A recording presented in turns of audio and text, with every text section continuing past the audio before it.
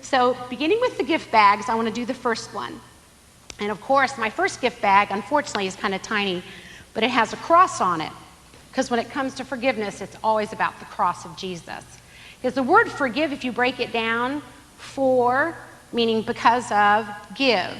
Well, because of what do I give?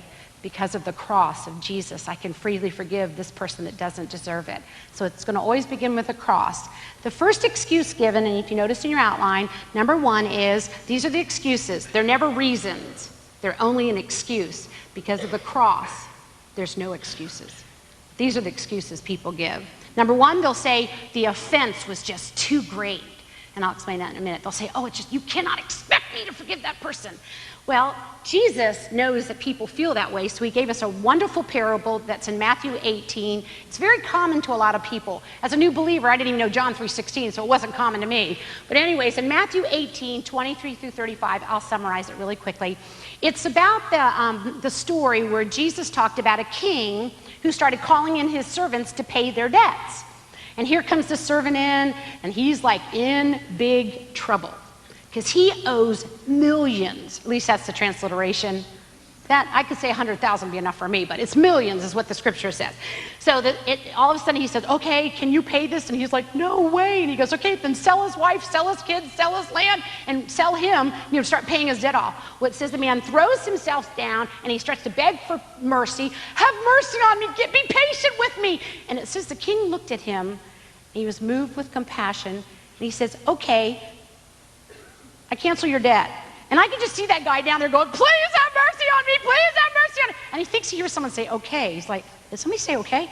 Please have mercy. I was like, close your mouth. He said he forgives you. Okay, but the amazing part of the story is not that.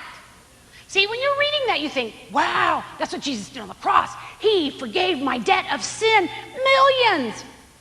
That wasn't the key to the story. The rest of the story is when that forgiven servant goes walking out, and he runs into somebody, he goes, hey, don't I know you? And the guy's like, yeah, I'm that guy that owes you a few dollars. Well, if you've just been forgiven $1 million debt, what should be the immediate response? Hey, brother, give me 5, give me some skin. You don't owe me nothing. Freely forgive, because you've been freely forgiven. No, the man immediately said, put him in jail till he works off his debt. And what I love in the passage, it says, some of the servants of the king saw it, and it says they were distressed and very disturbed. That's what we need to get disturbed about in the body of Jesus Christ. We should get disturbed when we watch unforgiveness in our midst. That's what you need to get upset about. When those of us who have been freely forgiven and we don't freely forgive, that's something disturbing. Well, what's neat is the servants went and told the king. And I wanted to say this for somebody in this room who might need this. When you see something that's done that's not fair, don't tell the whole wide world to call Channel 12. Tell the king. He knows exactly how to handle injustice. He's brilliant. So he went and told the king, and it says the king got mad. He had that guy called back in here, like, looking at him like, what's wrong with you? But anyways, he put him in jail, and it says God was angry. So hence, in point, what angers God?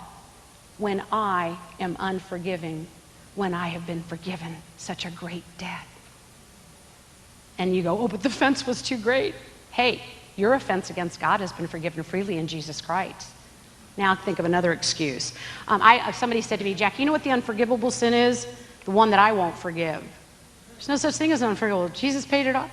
There's no only one unforgivable is the one I won't forgive. I am not forgiving him. A woman, there's a wonderful verse it's in Luke 6:28 where it says, bless those who curse you. When was the last time you blessed somebody that cursed you? Yeah, right. It says, pray for those who mistreat you. Yeah, when we get prayer requests, we ever say, please pray, I have a coworker who slanders me consistently. You know, we never, I want to pray a blessing on his kids. They're struggling in school. You know, it says pray for those who mistreat you. And the word mistreat means maliciously to speak against. We're supposed to bless in return for a curse. Yeah. That means you're a demonstration of faith when you pray a blessing, when you bless someone who has cursed you. We're usually cursing them back. Not in this group, I mean, because we're Christians. Yeah, right.